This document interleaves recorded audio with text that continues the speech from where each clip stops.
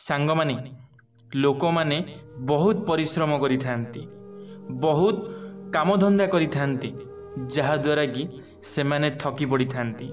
से माने जेतेबेले थकी पड़ी थांती से घरर दुआर बंद हो कि घरर बारांडा हो, से माने जानती नहीं केउठारे भी से माने बसी पड़ती। हेले से माने जो दुआर मुहरे बसी पड़ती ताहा केते दूर ठीक? जदि से माने दुआर मुहरे बसुछंती ताहाले सेमानंकु कौन असुविधा हेबो जानिबा आजिर एई भिडियो माध्यम रे। जो घरर स्त्री लोक माने घरर काम करिबा समय रे से माने थकी पड़ी थांती, से माने थकी जाई घरर दुआर मुहरे बसी जाई थांती। हाँ आज्ञा, ये हेउची सबुठारु बड़ पाप।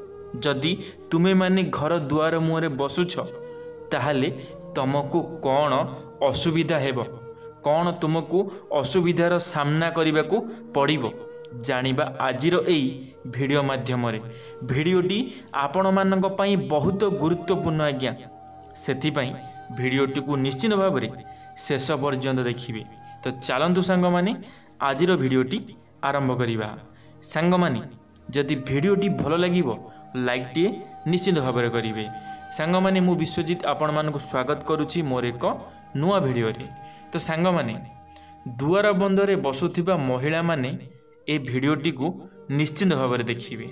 सांग माने ए दुनिया रे थिबा समस्त मनीष एक सुख और समृद्धिमय जीवन अतिबाहित करिबा पई इच्छा करिथाए। सेथिपई मनीष दिन राति कष्ट करिथाए, कारण एही जीवन को अतिबाहित करने को हेले अधिकरु अधिक धनर आवश्यक पड़ी थाए। हेले सांग माने मनीष को कष्ट करिबा सह तार भाग्यर मध्य सहायता मिलिबा अति आवश्यक होई थाए। कारण एही दुनिया रे समस्त लोक बहुत कष्ट करुछंती, हेले सफलता बहुत कम लोक हासिल करुछंती। सांग माने समस्ते काम करुछंती, समस्ते मेहनत करुछंती, समस्ते दिन राति एक करि दउछंती, हेले समस्ते सफलता पाउ नांती, समस्ते सक्सेस पाउ नांती, समस्ते तांको कष्टर फलटा हासिल करि पारु नांती। किंतु सांग माने जना अजणातरे मनीष निज जीवन रे एपरि किछि भूल करिथाए जहा द्वारा से सबुबले दुखरे रही थाए और निज जीवन रे सबुबले दरिद्रता भोग करि थाए।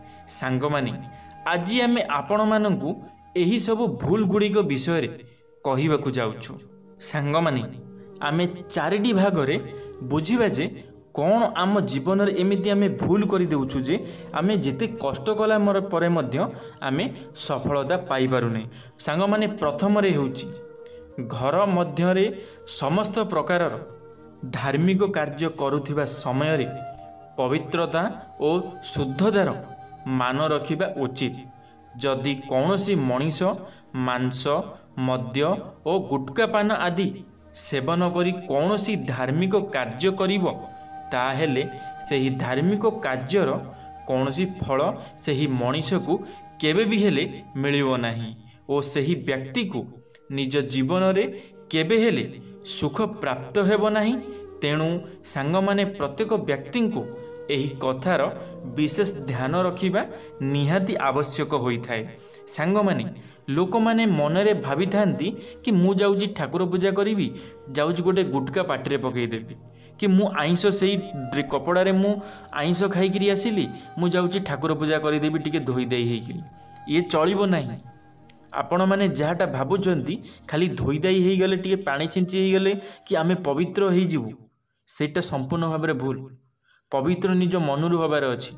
निज मनरे तो बहुत किछि खराब चलिथिबो, हेले खाली पानी छिंची हेई पइले किछि भी हेई जिवो नाही। तो सेमिति हेले केबे करंतु नाही। भगवान को केबे खेलना भाबंतु नाही। तुमे माने भगवान को खेलना भाबुचो बोली ना आज तुमे माने पस्तौछ। आज तुमे आगो को बढ़ी पारुनो एते कष्ट कला परे मध्य। यदि आगो को बढ़िबा को चाहुच ताहाले ए सब गुण ए सब जहा भूल जिंस करूछ सब बंद कर। सांग माने द्वितीय रे हेउची आम शास्त्र रे नख सह जड़ित केतेक नियम रहिछि। रातिरे नख काटिबा, नख को दांतरे काटिबा और घर मध्य रे पकाइबा आदि अनुचित अटे। ଏହି ସବୁ ଭୁଲ କାର୍ଯ୍ୟ କରିବା ଦ୍ୱାରା ରାହୁ ଓ କେତୁ ଆପଣଙ୍କ ଆଡ଼କୁ ଆକର୍ଷିତ ହୋଇଥାନ୍ତି। ଏହା ସହିତ ରାହୁ କେତୁ ଆମ ଜୀବନରେ ନକାରାତ୍ମକ ପ୍ରଭାବ ପକାଇଥାନ୍ତି, ଯାହାଦ୍ୱାରା ଏହାର ପ୍ରଭାବ ଆମର ଆର୍ଥିକ ସ୍ଥିତି ଉପରେ ପଡ଼ିଥାଏ। ହଁ ଆଜ୍ଞା ସାଙ୍ଗମାନେ, ଆମର ଗୋଟିଏ ଅଭ୍ୟାସ ଖରାପ। ଆମେ ଘର ଭିତରେ ବସି ନଖ କାଟିବା, ଘର ଭିତରେ ନଖ କାଟିକି ଫୋପାଡ଼ିବା, ଦାନ୍ତରେ ନଖକୁ କାଟିବା, ଏସବୁ ଜିନିଷ ଆମର ଗୋଟିଏ ଅଭ୍ୟାସ। ଏହି ଅଭ୍ୟାସ ସକାଶେ ଆମେ ଆଜି ଦରିଦ୍ର, ଆମେ ଆଜି ଭିକାରୀ, ଆମେ ଆଜି ଭିକ ମାଗି ଚଳୁଛେ। ଯେତେ କଷ୍ଟ କଲେ ବି ଆମେ ସେ ବଡ଼ ଲୋକଙ୍କ ଭଳି ଆମେ ହେଇପାରୁନେ, କେବେ ବି ହେଲେ ହେଇପାରିବା ନାହିଁ ଯେପର୍ଯ୍ୟନ୍ତ ଆମେ ଏଇଭଳି କାମ କରୁଥିବା। ଆମକୁ ଏସବୁ ଜିନିଷକୁ ଯେତେ ଜଲ୍ଦି ପାରିବା ବଦଳାଇବାର ଅଛି। ସାଙ୍ଗମାନେ, ତୃତୀୟରେ ହେଉଛି ଘରର ମୁଖ୍ୟ ଦ୍ୱାରକୁ ସବୁବେଳେ ସଫାସୁତୁରା ରଖିବା ଉଚିତ, କାରଣ ଘରର ମୁଖ୍ୟ ଦ୍ୱାରରୁ ମା ଲକ୍ଷ୍ମୀ ଆସିଥାନ୍ତି। ଯେଉଁ ଘରର ମୁଖ୍ୟ ଦ୍ୱାରରେ ଅଳିଆ ଆବର୍ଜନା ଆଦି ପଡ଼ି ରହିଥାଏ, ସେହି ଘରକୁ ମା ଲକ୍ଷ୍ମୀ ଆସିନଥାନ୍ତି ଓ ସେହି ଘରକୁ ଅନେକ ପ୍ରକାରର ଆର୍ଥିକ ସମସ୍ୟାର ସମ୍ମୁଖୀନ ହେବାକୁ ପଡ଼ିଥାଏ। ତେଣୁ ସାଙ୍ଗମାନେ, ଘରର ମୁଖ୍ୟ ଦ୍ୱାରକୁ ସବୁବେଳେ ସଫାସୁତୁରା ରଖିବା ଆବଶ୍ୟକ। ସାଙ୍ଗମାନେ, ଆପଣମାନଙ୍କର ଯଦି ଘରର ମୁଖ୍ୟ ଦ୍ୱାର ଅଳିଆ ଆବର୍ଜନା ହେଇକି ପଡ଼ିଛି, ତାହେଲେ ଆପଣମାନେ ଘରର ମୁଖ୍ୟ ଦ୍ୱାରକୁ ସବୁବେଳ ପାଇଁ ସଫା ରଖନ୍ତୁ। ଦେଖିବେ ଆପଣଙ୍କ ଲାଇଫରେ ନିଶ୍ଚିତ ଭାବରେ ପରିବର୍ତ୍ତନ ଆସିବ। ସାଙ୍ଗମାନେ, ଚତୁର୍ଥରେ ହେଉଛି ଘରର ବାରଣ୍ଡା ଉପରେ କେବେ ହେଲେ ମହିଳାମାନଙ୍କୁ ବସିବା ଉଚିତ ନୁହେଁ। ବାରଣ୍ଡା ବା ଦୁଆର ମୁହଁ। ଏହା ସହିତ କୌଣସି ବ୍ୟକ୍ତିଙ୍କୁ ଘରର ବାରଣ୍ଡା ଉପରେ ବସି ଭୋଜନ କରିବା ଉଚିତ ନୁହେଁ। ସାଙ୍ଗମାନେ, ଘରର ମୁଖ୍ୟ ଅଙ୍ଗ ହେଉଛି ଘରର ବାରଣ୍ଡା। ମା ଲକ୍ଷ୍ମୀ ଏହି ବାଟ ଦେଇ ଘର ମଧ୍ୟକୁ ପ୍ରବେଶ କରିଥାନ୍ତି। ଯଦି କୌଣସି ମଣିଷ ଘରର ବାରଣ୍ଡା, ଘରର ଦୁଆର ମୁହଁ ଉପରେ ବସିଥାନ୍ତି ବା କିଛି ଭୁଲ କାର୍ଯ୍ୟ କରିଥାନ୍ତି, ତାହେଲେ ସେହି ଘରେ କେବେ ହେଲେ ମା ଲକ୍ଷ୍ମୀଙ୍କର ବାସ ରହିନଥାଏ। ସାଙ୍ଗମାନେ, ଦୟାକରି କେବେ ଏମିତି ଭୁଲ କରନ୍ତୁ ନାହିଁ। କେବେ ବି ହେଲେ ଘରର ଦୁଆର ମୁହଁରେ ବସି ଖାଆନ୍ତୁ ନାହିଁ କି ଘରର ବାରଣ୍ଡାରେ ବସି ଖାଆନ୍ତୁ ନାହିଁ। କାରଣ ଯଦି ଆପଣମାନେ ଘରର ଦୁଆର ବନ୍ଧ ବା ଘରର ବାରଣ୍ଡାରେ ବସି ଖାଉଛନ୍ତି, ତାହେଲେ ମାତା ଲକ୍ଷ୍ମୀ ରୁଷ୍ଟ ହୋଇଥାନ୍ତି। ମାତା ଲକ୍ଷ୍ମୀ କେବେ ବି ହେଲେ ଘର ଭିତରକୁ ପ୍ରବେଶ କରିନଥାନ୍ତି।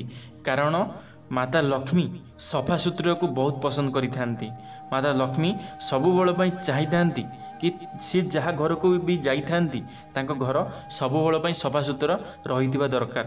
ତ ସେଥିପାଇଁ ଯଦି ଆପଣମାନେ ଖାଇବା ପାଇଁ ଚାହୁଁଛନ୍ତି, ତାହେଲେ ଘର ଭିତରେ ଖାଆନ୍ତୁ, ଘର ଭିତରେ ବସନ୍ତୁ, ହେଲେ ଘରର ଦୁଆର ବନ୍ଧରେ କେବେ ବସନ୍ତୁ ନାହିଁ, ଘରର ବାରଣ୍ଡାରେ କେବେ ବସି ଖାଇବା ଖାଆନ୍ତୁ ନାହିଁ।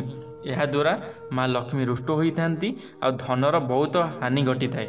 ମାନେ କେବେ ବି ହେଲେ ଆପଣ ଯେତେ ବି ଟଙ୍କା ରୋଜଗାର କଲେ କେବେ ବି ହେଲେ ଆପଣଙ୍କୁ ପୋଷେଇ ନଥାଏ। ଧନ୍ୟବାଦ ସାଙ୍ଗମାନେ। आशा करी मोर ये भिडियोटी आपको निश्चित भाव में भल लगी। जदि मोर ये भिडियोटी आपको भल लगी लाइक टे करेंगे, सांग मान मध्य सेयार निश्चित भाव में करेंगे, कमेंट बॉक्स में आपण मान मतामत रखिए।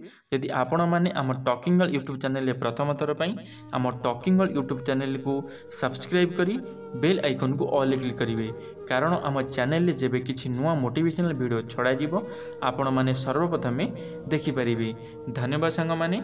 जय जगन्नाथ, जय मां सरला, जय श्री कृष्ण।